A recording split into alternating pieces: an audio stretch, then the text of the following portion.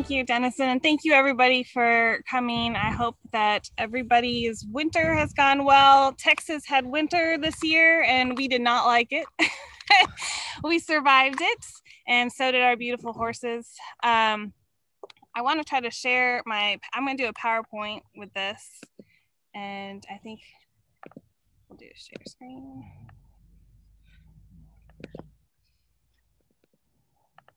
Can you all see that? Yep. Okay. So it's kind of a mouthful. Sorry, Dennison, I didn't mean to give you such a challenging opening there. But basically, I wanted to kind of expand on horsemanship, because a lot of camps are going through the dilemma on deciding whether or not to keep up horses. And I'm not going to go on the negatives because I don't believe in the negatives when it comes to horses. So I wanted to share some things that I found along the way that show impact when we maintain horses at camp. And for those of you who have horses at camp, I really encourage you to chime in today. I want this to be interactive because it is about impact and about how horses have made a difference in our lives and in the lives of the people that we have worked with. And so if you wouldn't mind being interactive on that, you don't have to show your video or you can just talk. I would appreciate that. I'm just gonna do another quick prayer just to invite God into my talk, if that's okay with you all. Lord, Heavenly Father, I want to invite you here. I am so blessed to be able to share a little bit about the most magnificent animal I feel that you've allowed us to touch. Please help us to learn a little bit more today and to open our hearts into how to use that knowledge to reach others. In your name I pray, amen. If you would take a minute, I don't know if you have pen and paper, and just kind of write down some thoughts that you see when you look at these images. I'm going to be quiet. You guys can look, just jot down some words. It doesn't have to be phrases or anything like that. Just what you see when you look at it. I have my nieces here, so I'm going to show them the picture across so they can see. Doesn't have to be profound. Anybody want to chime in and just say something that they see? Anything? Nobody. Everyone's shy. Okay. Gentle giants. Thank you. Yes. Yes, sir. I see socialization and enjoying each other and eager. It looks like the one picture, they're eager for something that's coming up to the fence.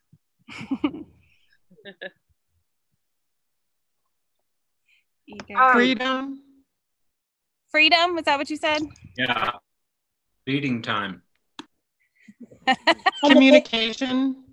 In the picture on the top right, affection. Yes, ma'am. I see a pecking order. Yes. We had a little bit of a display of a pecking order a moment ago, but now they're pretending like they're not real. Oh, there we go. We had a movement. All right. Yes. Thank you for sharing that. I polled my horsemanship group here in Texas just with some images similar to this. And these were some of the comments that I got. Majestic, heaven, magnificent, fierce, awesome, beautiful, rugged. You know, these are all very powerful terminology. And to talk about impact, we're talking about powerful, right? To make an impact, you have moved an influence and influence somebody in some way. And so we are talking about very powerful things. Horses are very powerful animals, and they help facilitate just that. Let's talk about some empirical evidence and just get through the science real quick. This is empirical evidence. It's been studied. It's been researched. This is what we know that horses can do. They can impact a child's self-awareness, their self-management, their sense of personal responsibility. They help them in decision-making. They help them with goal-directed behavior, relationship skills. We found therapeutically they can improve autism, cerebral palsy, trauma, and even apply coping skills. And that's a big one. I just want to put like a gold star next to coping skills because that's an issue in our world today. We even found there was a study in 2014 that actually saw, it says adolescents, but across the board, a reduction in cortisol. And if you're familiar with cortisol, it is a stress hormone. So just being around horses can actually improve your health. For adults, we have morale boosting. We develop a sense of play, or redevelop our sense of play. We find unbiased and judgmental friendship. We exercise in strength and selflessness. We encourage our endurance. Mental health studies have found even treatment for PTSD, again, a reduction in stress, improved cardiovascular health, and problem solving skills. So that's already stuff we know. We have data on that. So if we talk about camp experience, that's a little more abstract, but also tangible because we can see it. We can use the interactions with children and with adults to establish a love for creation. And with adults, we also see a renewed love for creation. And we will go into these a little more detail, but we also allow them to have rewards, children to have rewards and achievements. That's very boosting for their morale. And then as confidence for adults, we get to have an indulgence and a little risk-taking. So this is kind of more of like a comparison. With children, we see new and unique experiences and childlike adventure. For adults, we have children who develop strength building, and adults have muscle memory challenges. Patience across the board, and we'll revisit that, right? Senses of responsibility for children. Adults, we have an opportunity for ministry. Morale boosting for both. For children, we see friendship, and for adults, we see fellowship. So these are all things that we can encourage in all of our programs throughout the year. I'm going to talk about a term that may be new to some. I may have invented it. No, I didn't, but I want to say that I did. This is holistic horsemanship. I did not invent it because Esther's been teaching holistic horsemanship forever. Sorry, Esther, that was an age thing. No, for a while, for as long as I've known her. Holistic horsemanship. We're talking about horsemanship that encompasses physical, mental, emotional, spiritual applications. That's what we need to be working on in all of our programs at camp. We're addressing the whole of ourselves, not just riding programs. So I want to kind of tell you about my personal experience. I started riding when I was 8 years old at a barn in upstate New York. And if everyone's familiar with upstate New York, you know Saratoga Springs is very affluent for horses. I rode there and did horsemanship, not horsemanship, I rode until I was about 13. There and everywhere. And my experience was you arrive at the barn, you find out your horse assignment, and then you go to the stall where the horse is there ready to go. You lead your horse into arena, you get on your horse and you ride for 30 minutes, you get off, you hand the horse back, and then you leave until next week. That was horsemanship to me. And it wasn't until I went on to work at summer camp, and actually my parents went to Nasoka, that I realized what true horsemanship was, which is holistic horsemanship. And I realized how much I loved even groundwork. So even just grooming your horse or picking up manure, I had no idea how to do any of those things. I had no idea what a curry comb was. I didn't know what a muck bucket was. And I loved the labor, and I felt like I understood horses so much better. So when I'm talking about the type of horsemanship that offers these kind of impacts, I really want to stress that I'm talking about holistic horsemanship, where your program is allowing you to incorporate all of those things in. And I understand there's time, and that you have only an hour block of time to do all this, but you will find that you have impacted kids more. And maybe some of you have experiences too, where kids have said, well, you know what, I don't really want to ride. Can I help you with the water? Absolutely, right? We want to foster kids to be participant. They can start young. They love it. They enjoy it. You know, we want them to essentially get the hook, where get the horse bug, and this helps foster the horse bug in your programs. Your kids are tacking, they're grooming, they're participating in the feeding, they're participating in brushing the horses. Any other programs try to make sure that this is incorporated into their program? Yeah, definitely. Okay. We do. Awesome. Definitely.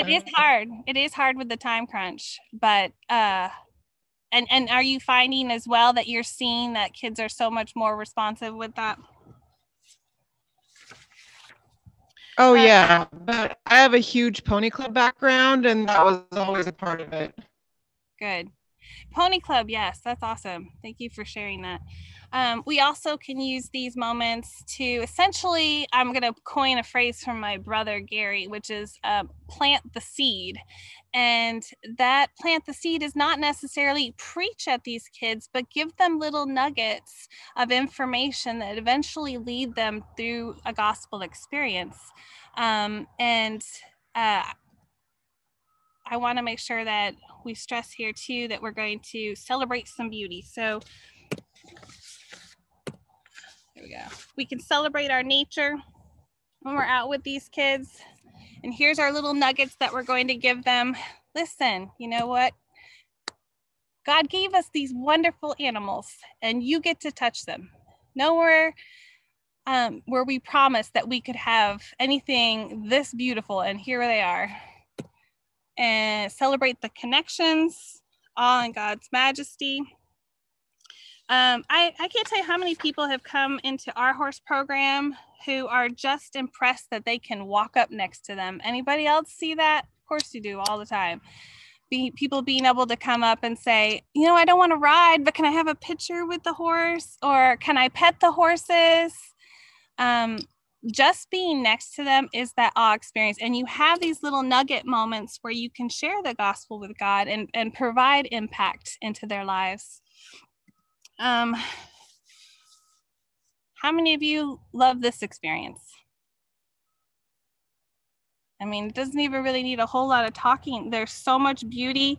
There's a lot of thought going on. We solve our problems on horseback. We trailblaze and develop the bond. We have these moments of bonding with our horse and rebuilding our trust in each other. And I like this one. We're fellowshipping without politics, just enjoying what God created. Horses give us this avenue to just be one with God and with nature and enjoy our time and our freedom that we have. I could watch this forever, but we'll keep going. All right, let's touch on some patience. Anybody ever have this experience? Anybody ever get on a horse and decide that this is how my ride's gonna be? Yep. Anybody wait it out? Anybody been successful waiting it out? One time I had to wait 50 minutes. But you did, and how much more bonded were you with that horse after that, Esther? It was really, really incredible, actually. Yes. I think that those moments tend to be quite impactful if we give them the time. And we live in a world that's so full of instant gratifications and we're on-demand impulsiveness that sometimes we forget how to be patient.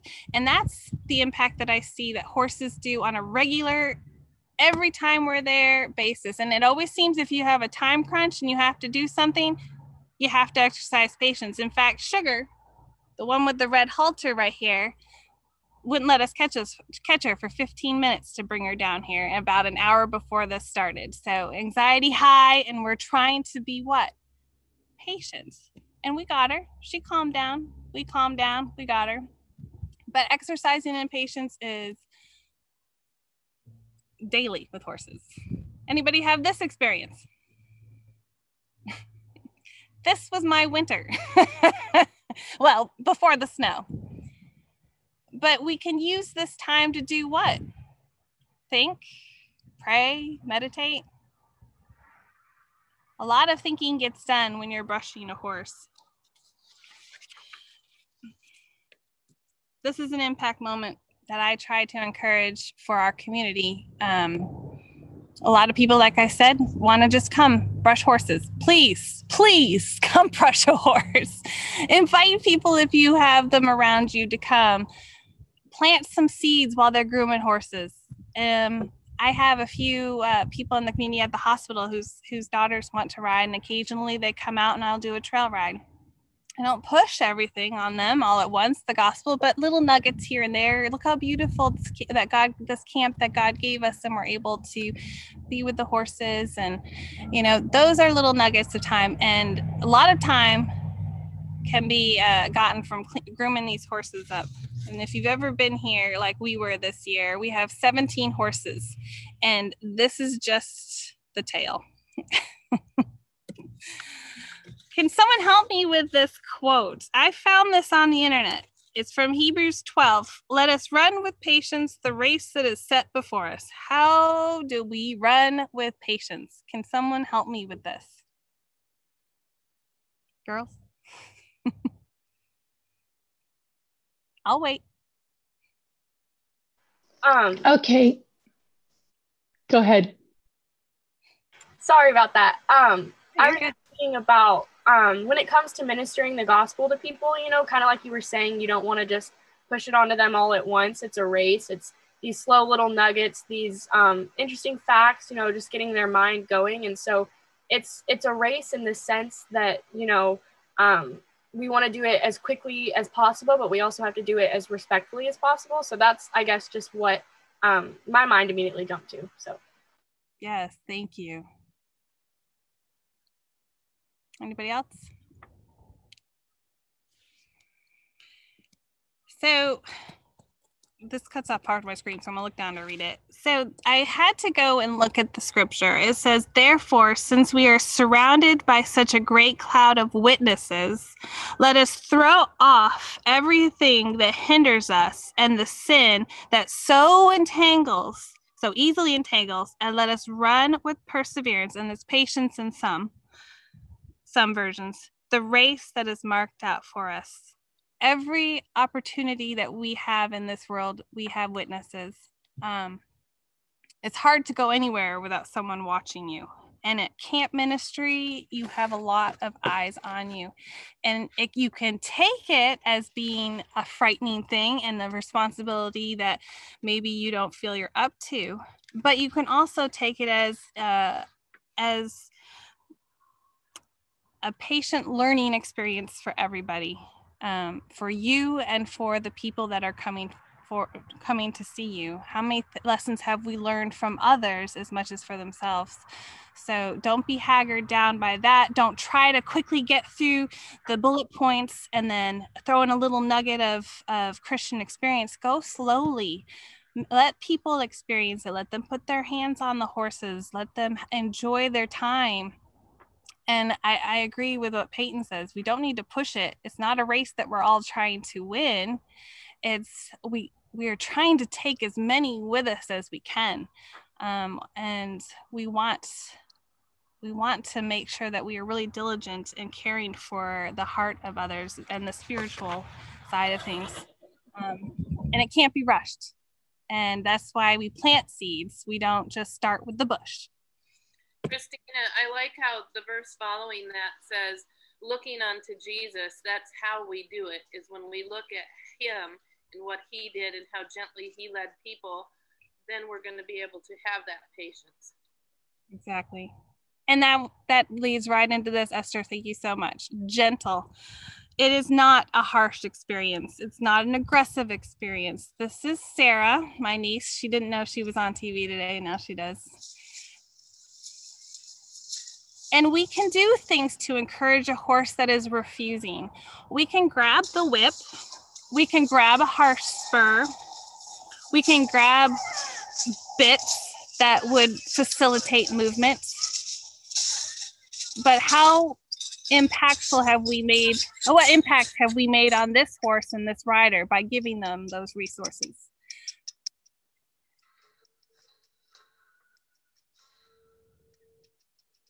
I'm not thinking that those things teach patience. Do not.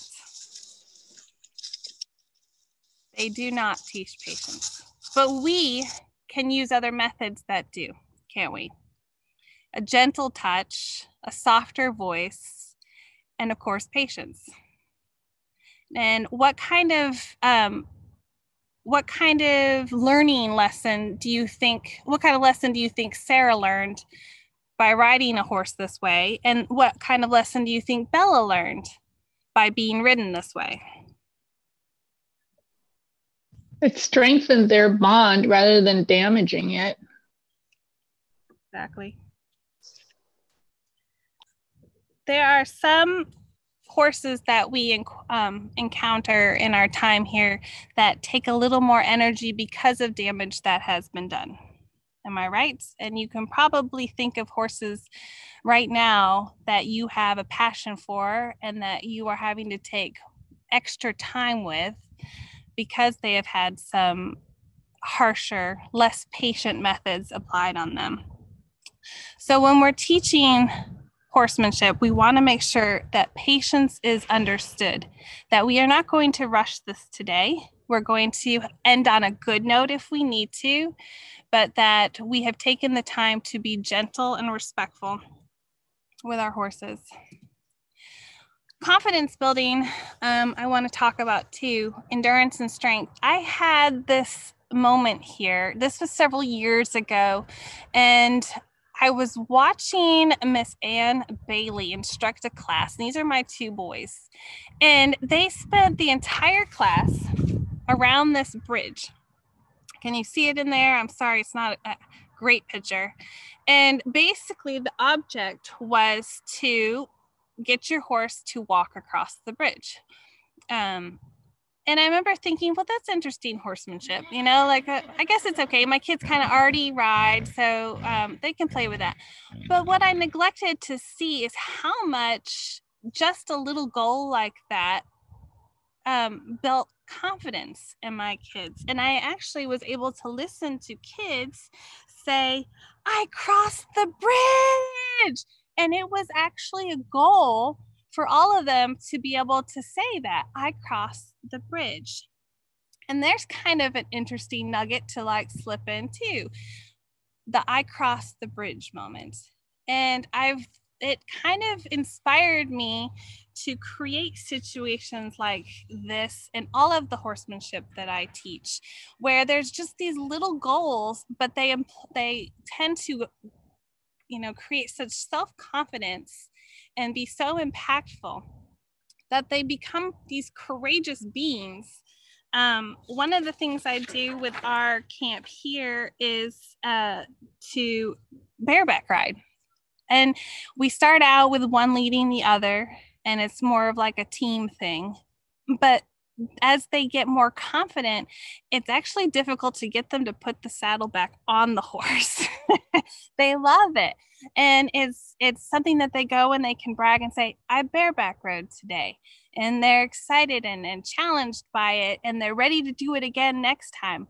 And I'd be interested if you would all share some of the little impactful things that you can do in your camps that have really showed, I don't know, where kids just enjoy it.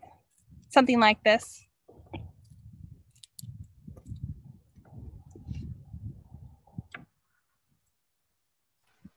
One thing that we've done out at GVR is just the grooming the horse, and also the helping of tacking up the horse. The kids really feel a lot more connected to that horse that they're assigned for the week, and they're able to just form a closer connection to the horse and even to themselves. And so it's just been really cool to see kids really come out of their shell when they're able to actually participate and feel like they're helping and they're doing that. So definitely. Thank you.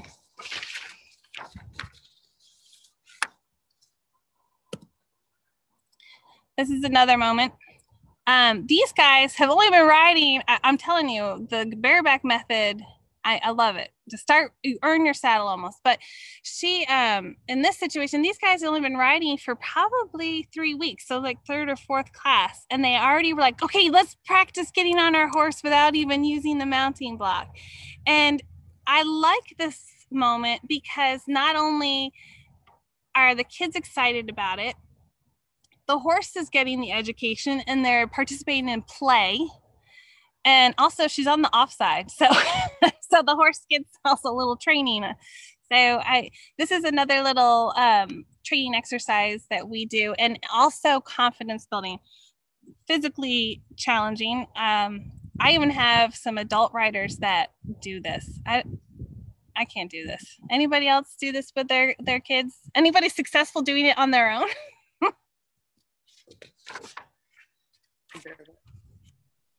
What'd you say?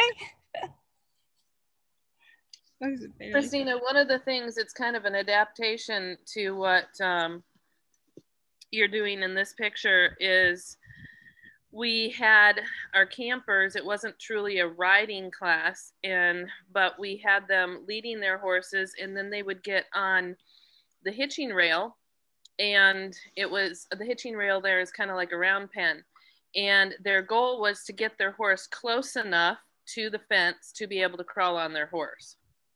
Oh, cool. And we had an amazing phenomena to see, is the fun that everybody could have with it, including the staff, but also to see the improvement in our horses during that time frame, beyond what we would ever imagined.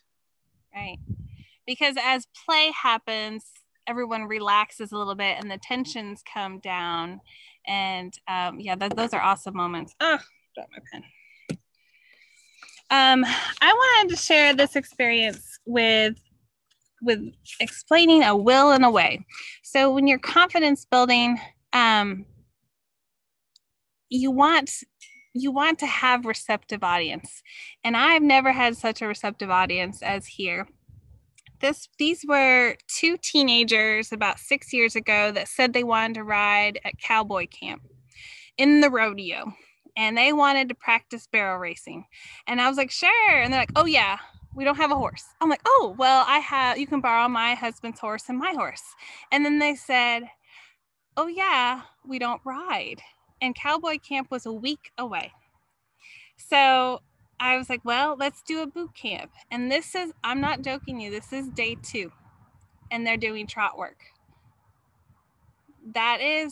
We can't put kids or adults in a box. If they have a will and a desire, then we have to be available to provide that.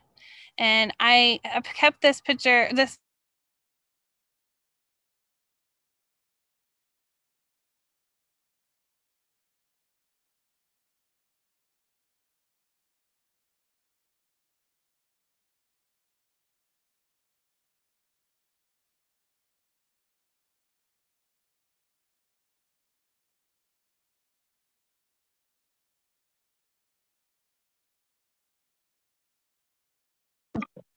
okay.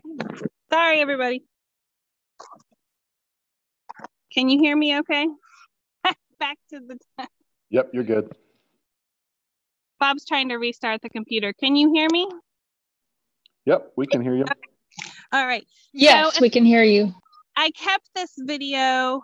He'll restart it while we're doing it. I kept that video for 7 years, and they've all moved on, and I watch it all the time. They actually ran in the rodeo. I recorded none of it. I was so nervous, but I was so incredibly proud of them for doing that. And it's those teachable, proud moments that I really, really make me love horsemanship. And in fact, one of those riders went on to be leadership. She ran a barn. Where's she? Winnipeg. She went on to run one of the barns at Winnipeg. Her name's Angelina. And I have found that we can also do recruiting from our summer camp time for our leadership later on. And so when I'm teaching classes during summer camp, I'm actually looking for who will be my next wrangler. and recruiting and essentially grooming them to be my wrangler. And if I haven't already put in that holistic background, it's going to be an issue later on. So then I have to teach it. So if I have them right now, I'm going to continue to teach them in the way that I'll want them to lead later on. And Andrew is the other boy in that, and he went on to teach at our program here at Lone Star as well. And I have a little video of him when Bob gets this thing running. So I wanted to promote more responsibility with the holistic horsemanship. We have opportunities to teach them about safety. Whenever we talk about horses, that comes up number one. Safety, safety, safety. And one of the ways that we can control safety is by proper education and teaching kids how to behave around horses. When you work with horses holistically and you allow kids to groom horses and feed horses and pick up manure piles, they develop almost like a sixth sense. And maybe you've seen that, where you can almost anticipate what's going to happen next. And that comes from that exposure and that training that they can do with the horses. And we teach them, what it means to walk a hot horse. Why do we make sure that the equipment is safe? And if I have a horse that has had an injury, of course, I don't do it to call out the person that may have missed it, but I will say, hey, come look at this. See this rub mark here? That is just from maybe the cinch being a little tight, and it's neoprene and it rubbed and rubbed. We have those teachable moments where we can groom them so that those mistakes are avoided in the future. Not working yet? Oh, I have a lot of cute videos. This is frustrating. The other area we wanted to touch on is mental health. And this is a big deal right now, especially after this year. Anybody suffered from mental health issues? Everybody has suffered this year. Even if you don't have a diagnosis, it's been a rough year. It's messed with our physical life, it's messed with our social life, it is messed with our mental health. We were unable to open for summer camp this last year, as many of you all were too. And for those who are in camp ministry, you were denied your ability to minister. And that is hard. I know it was hard on my husband here. And we were able to still do little local horsemanship because we were outdoors and we were on horses. And that helped me anyway. I hope it helped them too, to kind of reconnect and be back outside and kind of feel more free than locked in your homes like many of us were. But there were those who couldn't get out. And nature therapy is a big impact on those that come to our camp, because a lot of them aren't able. A lot of campers that come aren't from an area where they have horses or even a lot of nature. And to be able to come out to a camp and experience that is a blessing that we can offer them, and it allows for so many different moments and teaching moments for us to share with them. How many times have we showed up at the barn with a black cloud over our head, and just hearing a nicker or seeing a horse trot up to you has brightened your spirits. There are times when you see kids who are sad and quiet, and you don't really know how to approach or talk to them, but you see them connect with the horse. And you realize just how important having a horse or even on the property is just to them in that moment. And I would appreciate, I have some sharing things here in video, but I would appreciate if anybody would share of a moment like that where they've seen somebody who kind of blossomed with the horse experience.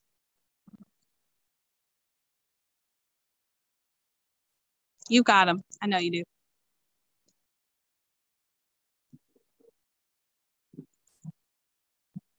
Nobody. Yeah, we had one young guy who had issues at school and had actually had really bad home experience, who came to horse camp one summer, and just watching him connect with the horse was just really special. And he actually, there were tears when he left at the end of the week, and you could see the growth in the attachment, that he had something to attach to. That is so sweet. Anybody do anything with therapy, as far as riding therapy?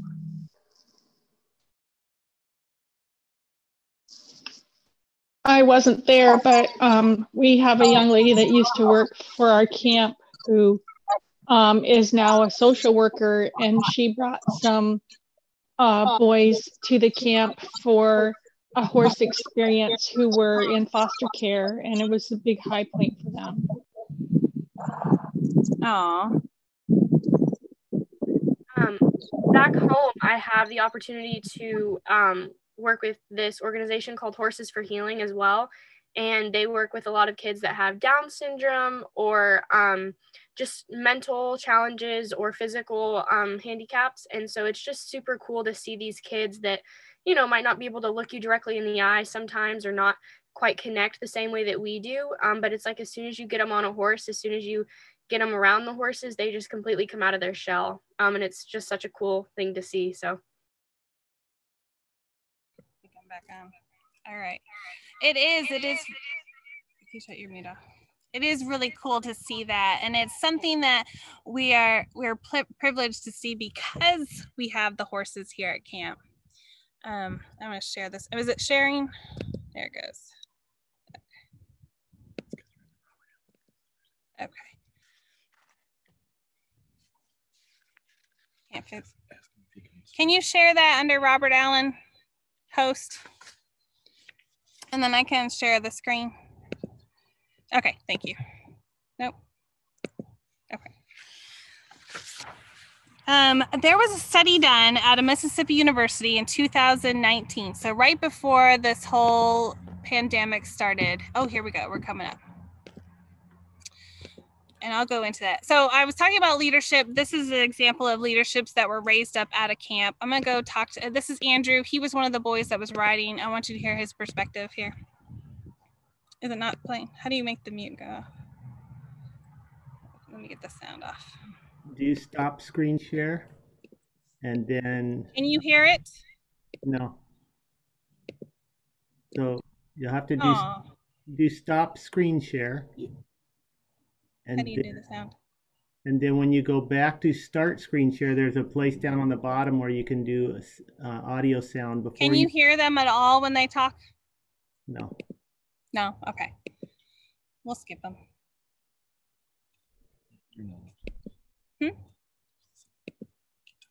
Oh, I gotta play it. Okay.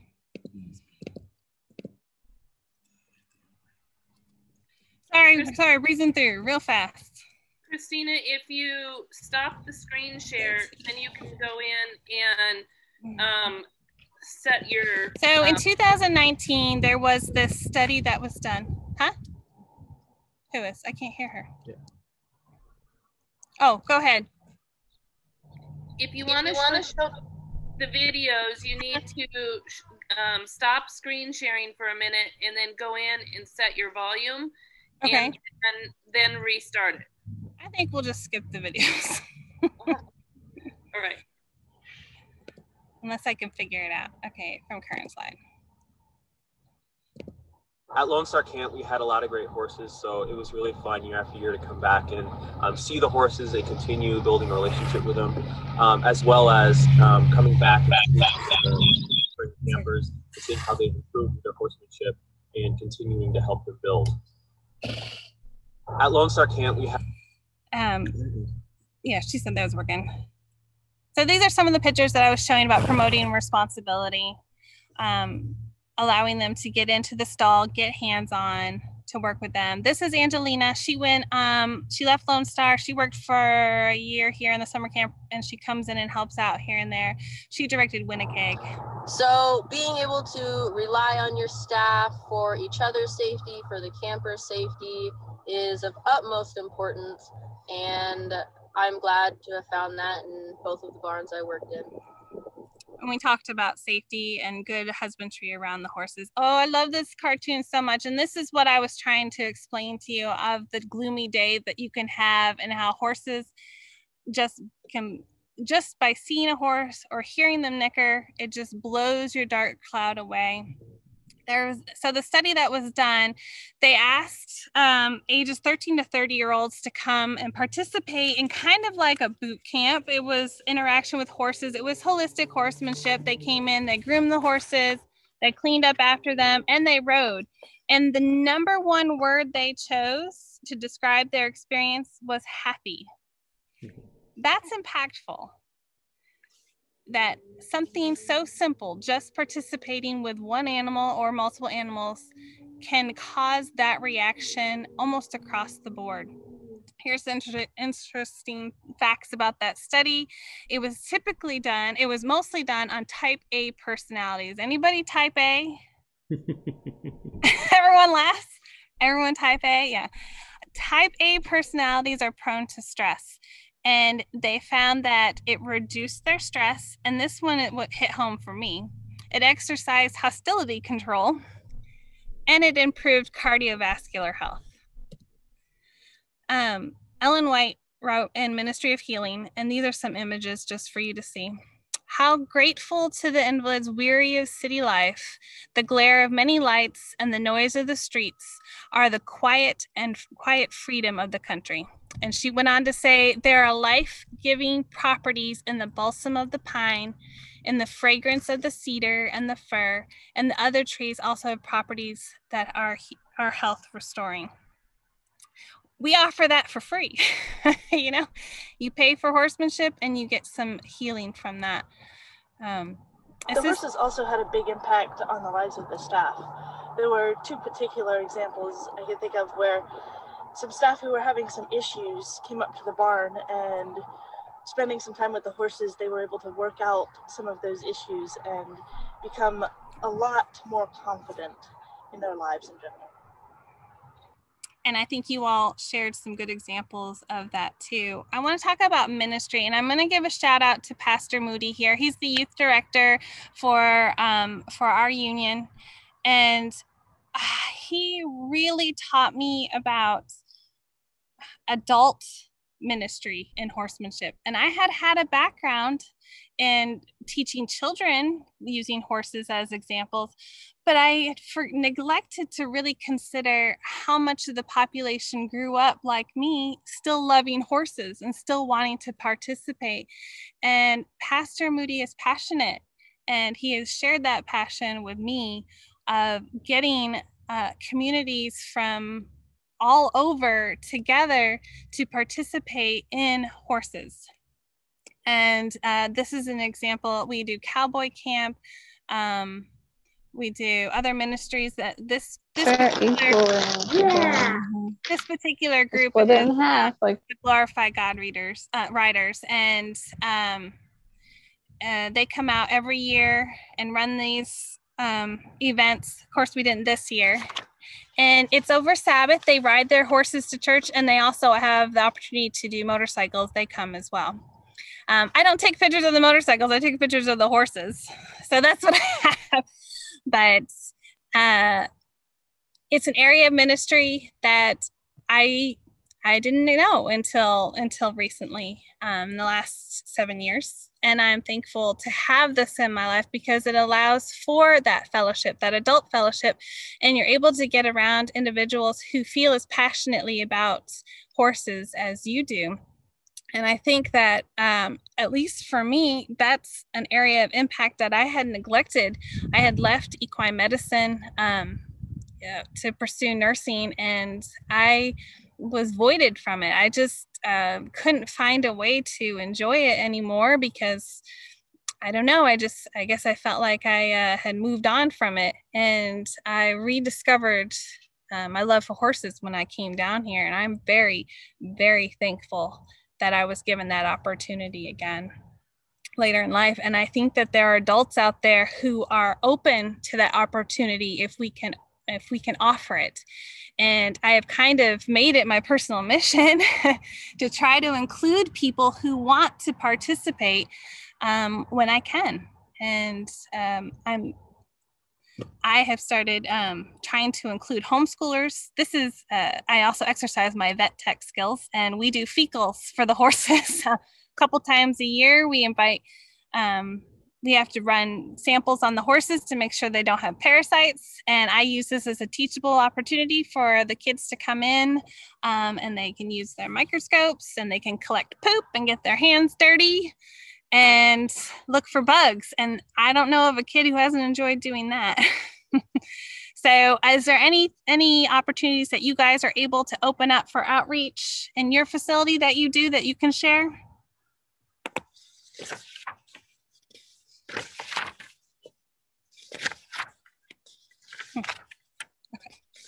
Christina, at my home, we have people come over. I've done it several times. We do grooming for mental health. Okay. And it's a great opportunity to share how God wants to clean our lives up. Yeah. And that the horse just stands there while he gets clean. And that's what God wants us to do. That's awesome. Yeah, I'm always looking for little opportunities that aren't just riding, because you have limited amount of horses, sometimes in a little limited amount of experience, but to create these opportunities, I enjoy them, kids enjoy them, moms and dads enjoy them. A lot of the moms actually participate in the horsemanship as well.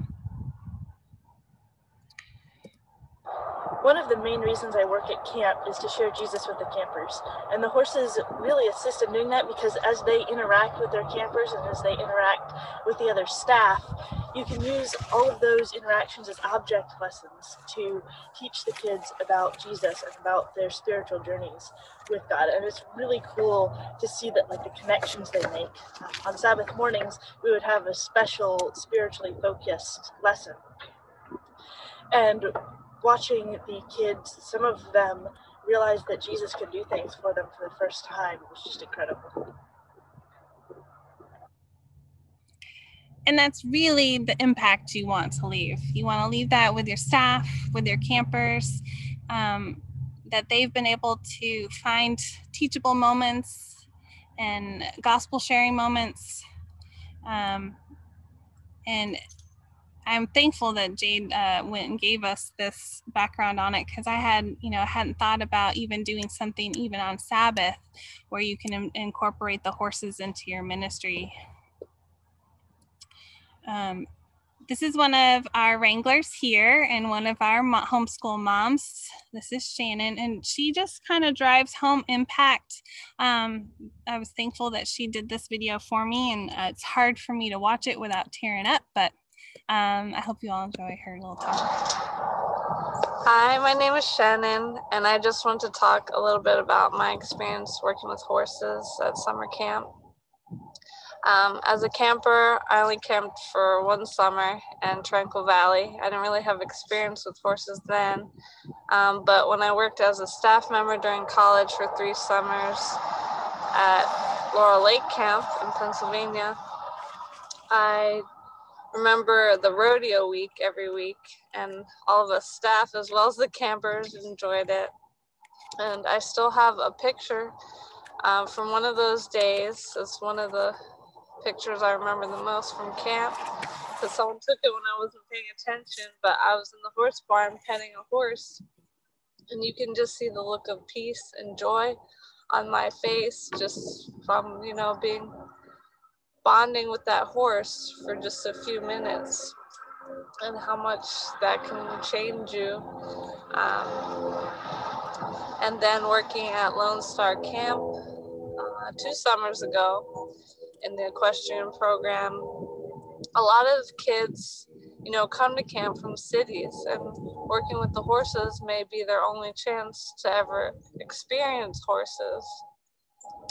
And working with horses is so humbling. I wouldn't call horses, to me, they're not domesticated. They're still a little wild and have a free spirit. And you can learn a lot from a horse. So being able to pet them and ride them is very humbling because they're such big, powerful creatures.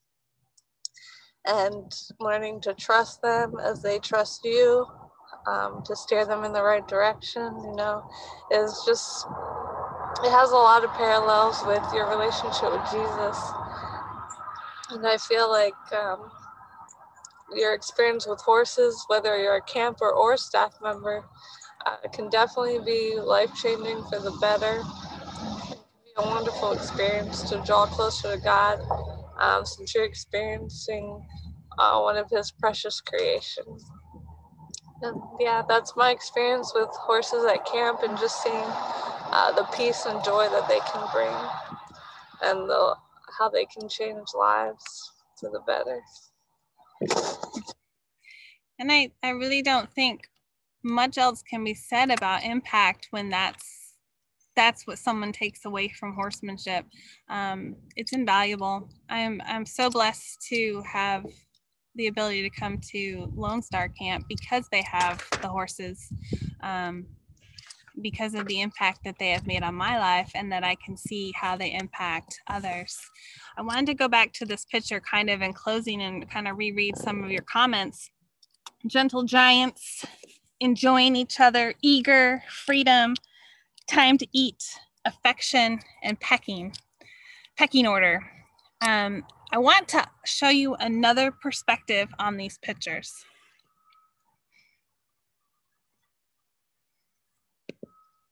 Okay, Emery, you're gonna look at some pictures and you're gonna tell me what you see and how they make you feel and why, okay?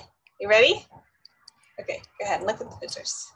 Okay, so I can see them.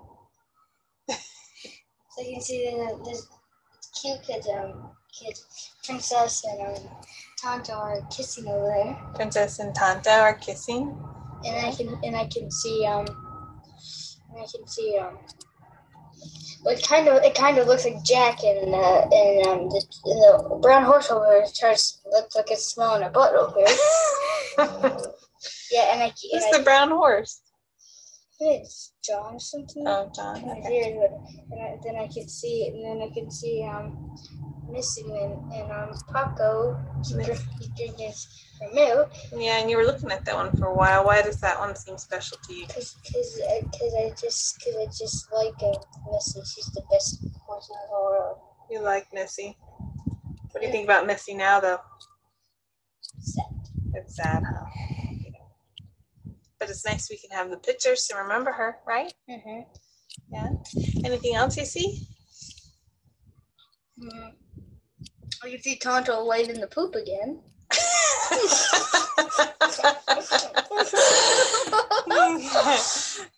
All right. Thank you, Emery. There's a little bit layer of impact when you get to know somebody, isn't there? When there's a relationship that's built. We are all about relationships and how we impact people is a relationship and something that they carry through their entire life. The perspective changes when we get to know somebody or something. And I am blessed to be a part of that impact. And I am blessed to be able to be around horses that facilitate such an emotional draw from all age groups and beyond summer camp. And I'm thankful that little Emery showed me that perspective. And I'm kind of going to leave you all, but I also wanted to point out kind of an interesting little perspective here that the Bible has shown us on many occasions how God uses horses and has shown how horses can carry humans to and from battle. I don't think that was by accident. I think that was by divine design, that we are to use horses to carry us through our spiritual warfares and provide impact to the world. And I hope that you all are able to provide an impact to your communities and to your patrons. And I will pray for each and every one of your camps as you go through the decision-making process these next few months. Pray for your horsemanship program, that it'll stay safe and that you will be able to resume your ministry. And God bless you.